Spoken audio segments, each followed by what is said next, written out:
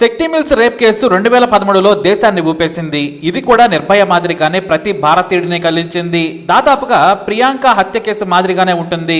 అయితే ఇక్కడ ఆడపిల్ల చనిపోలేదు. అసలు ఆడపిల్ల కనిపిస్తే చాలు అత్యాచారం చేస్తారా, ఇదేం సమాజం అంటూ యావత్ దేశం నినందించింది. పోలీసులు కూడా ఈ కేసును అత్యంత వేగంగా ఛేదించారు. అసలు శక్తి మిల్ రేప్ కేసు ఏంటో చూద్దాం. 22 ఏళ్ల ఫోటో జర్నలిస్టు తన జర్నలిస్ట్ ఫ్రెండ్ తో కలిసి స్టోరీ చేసేందుకు ముంబైలోని పాడుబట్ట శక్తి మిల్స్ కాంపౌండ్ లోకి వెళ్ళింది. ఆగస్టు 22, 2013న అక్కడ స్టోరీ కోసం కొన్ని ఫోటోలు తీసుకున్నారు. ఇద్దరు నోట్స్ కూడా రాసుకుంటున్నారు.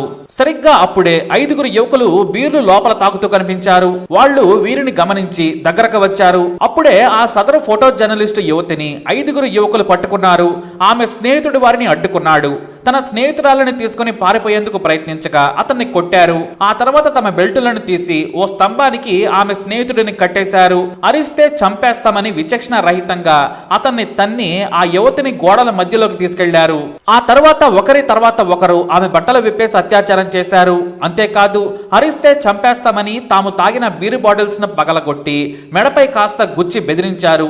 ఆ తర్వాత ఒకరి తర్వాత ఒకరు అత్యాచారం చేస్తుంటే విడతల వారీగా వీడియోలు కూడా తీశారు. 5గురు వ్యక్తులు దాదాపు 3 గంటల పాటు 6 సార్లు అత్యాచారం చేశారు. ఇంతటితో వారి ఘోరం ముగియలేదు. ఆమెను బట్టలు వేసుకోమని బెదిరించారు. ఆ తర్వాత ఆ ప్రాంతం మొత్తం ఆమెతోనే శుభ్రం చేయించి స్నేహితుడి దగ్గరకు తీసుకొచ్చారు. అతన్ని మరోసారి కొట్టి బెదిరించారు. మీరు గాని బయట చెబితే ఈ వీడియోలను ఇంటర్నెట్ లో పెట్టి సర్క్యులేట్ చేస్తాం, నోరు మూసుకొని వెళ్లిపోమని బెదిరించారు. ఆ తర్వాత బయటకు వెళ్ళమని వారిని నెట్టేసి పంపించి అక్కడి నుంచి ఆ రేపిస్టులు పారిపోయారు. అయితే తనకు బ్లీడింగ్ అవుతుందని హాస్పిటల్ కి తీసుకెళ్లమని వేడుకుంది ఆ యువతి. వెంటనే ఆ యువతి స్నేహితుడు తన ఆఫీస్ కు ఫోన్ చేసి విషయం చెప్పాడు. మీరు అర్జెంట్ గా రావాలని బాస్ కి చెప్పడంతో హుటాహుటిన బైక్ పై వచ్చాడు. అయితే ఆఫీస్ లో ఎవరికి చెప్పొద్దని ఆ యువతి వేడుకోవడంతో ఒక్కడే అక్కడికి వచ్చాడు వారి బాస్. వారితో మాట్లాడి టాక్సీలో వారిని జస్ట్లోక్ హాస్పిటల్ కి తీసుకెళ్లారు. అక్కడ హాస్పిటల్ డాక్టర్లకు జరిగిన విషయం చెప్పారు. వెంటనే వాళ్ళు పోలీసులకు సమాచారం ఇచ్చారు. ఇంతలో యువతి తల్లిని హాస్పిటల్ కి పిలిచి జరిగిన ఘటన గురించి చెప్పగా ఆమె రోధించేసింది. అయితే ఆ యువతి ఆ రోజున స్టేట్మెంట్ ఇచ్చే పరిస్థితులలో లేదు. తీవ్రమైన బ్లీడింగ్ కావడంతో పాటు శరీరం అంతా కొరికారు నీచులు. ఆ గాయాలు మానేందుకు పోలీసులకు స్టేట్మెంట్ ఇచ్చేందుకు కాస్త సమయం ఇవ్వాలని డాక్టర్లు చెప్పారు. పైగా ఆమె మానసికంగా కూడా స్థిరంగా లేదని చెప్పడంతో పోలీసులు వెయిట్ చేశారు. చివరకు ఆగస్టు 27న డిశ్చార్జ్ చేసే సమయంలో ఆమె స్టేట్మెంట్ ఇచ్చింది. జరిగిన ఘటన గురించి పోలీసులకు మొత్తం చెప్పింది. అంతేకాదు ఇలాంటి పరిస్థితి మరో మహిళకు రాకూడదు, నా జీవితాన్ని నాశనం చేశారు, వారికి ఉరిశిక్ష విధించి న్యాయం చేయాలని కోరింది. అత్యాచారానికి గురైనంత మాత్రాన నేను ఆత్మహత్య చేసుకోను, నిందితులకు శిక్ష పడే వరకు పోరాడుతాను, నా జీవితాన్ని మార్చుకుంటానని చెప్పింది. ఇక పోలీసులు విచారణ జరిపారు.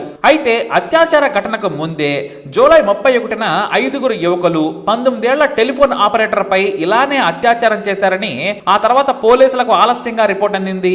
వీడియోలు నిందితుల దగ్గర ఉండడంతో ఆ సదరు యువతి భయపడింది. ఇప్పుడు ఈ ఘటన యావత్ దేశం మొత్తం వైరల్ కాగా సెప్టెంబర్ 3న పోలీసులకు ఫోన్ చేసి విషయం చెప్పింది. ఆ తర్వాత రహస్యంగా ఆ సదరు యువతిని కూడా సంప్రదించారు పోలీసులు. ఇద్దరి నుంచి నిందితుల మొహాలను స్కెచ్లు వేయించారు. అయితే హాస్పిటల్ చివరి రోజున మీడియా కూడా సదరు హాస్పిటల్ ముందు గుమికూడి ఉంది. సామాన్యులను అక్కడి నుంచి పంపించేశారు పోలీసులు. అప్పుడే ఓ గుర్తు తెలియని యువకుడి నుంచి ఫోన్ వచ్చింది. అత్యాచారం చేసిన నేరస్తుడు హాస్పిటల్ ముందు బైక్ స్టాండ్ దగ్గర బ్లూ షర్టు బ్లూ జీన్స్ వేసుకుని ఉన్నాడని కాల్ చేశారు. మొదట అది ఫేక్ కాల్ అనుకున్నారు పోలీసులు. అయినా సరే ఏ మాత్రం అశ్రద్ధ చేయకుండా మఫ్తీలో ఉన్న క్రైమ్ బ్రాంచ్ పోలీసులు ఆ యువకుడిని అదుపులోకి తీసుకుని ఆఫీసుకు లాక్కుపోయారు. ఆ తర్వాత తమదైన శైలిలో విచారణ చేయడంతో నేను ఆ రేపిస్టులలో ఒకడినని ఒప్పుకున్నాడు. అంతేకాదు అతని ఫోన్లలో ఉన్న వీడియోలను కూడా స్వాధీనం చేసుకుని కేవలం 65 గంటల్లో మొత్తం నిందితులను అరెస్టు చేశారు పోలీసులు. వీరిలో 3 నిందితులు టెలిఫోన్ ఆపరేటర్ అత్యాచారం కేసులో కూడా నిందితులు కావడం పోలీసులకు ఆశ్చర్యానికి గురి చేసింది. మొదట చేసిన నేరం అంటే టెలిఫోన్ ఆపరేటర్ కేసు, అది బయటకు రాకపోవడంతో రెండోసారి కూడా అత్యాచారం చేశారని పోలీసులు తెలియజేశారు. అసలు మొదట 20 మందిని అదే రోజు రాత్రి అదుపులోకి తీసుకున్నారు. కానీ వారిలో ఒక్కరు కూడా అత్యాచార నిందితులు లేరు. అయితే హాస్పిటల్ బయట అసలేం జరుగుతుంది, హంతకుల పేర్లు బయటకు వచ్చాయా అని తెలుసుకునేందుకు ఓ క్రిమినల్ అక్కడికి వచ్చి మీడియాతో కలిసిపోయి జర్నలిస్టులను ప్రశ్నలు అడగడం మొదలు పెట్టాడు. అతని గురించి పోలీసులకు సమాచారం అందించడంతో వ్యూహాత్మకంగా టీంలా వచ్చి చుట్టుముట్టి నేరస్తుడిని స్టేషన్ కు తీసుకెళ్లారు. అక్కడ ఆ నేరస్తుడు మిగతా నేరస్తుల పేర్లు అడ్రస్లు చెప్పాడు. ఈ టెలిఫోన్ ఆపరేటర్ అత్యాచార సూత్రధారి చాంద్ షేక్, ఇతనికి తల్లిదండ్రులు లేరు. తాత నానమ్మతో కలిసి కూరగాయలు అమ్ముతూ ఉంటాడు. ఇతడిని రాత్రి ఇంట్లో నిద్రిస్తుండగా పట్టుకున్నారు పోలీసులు.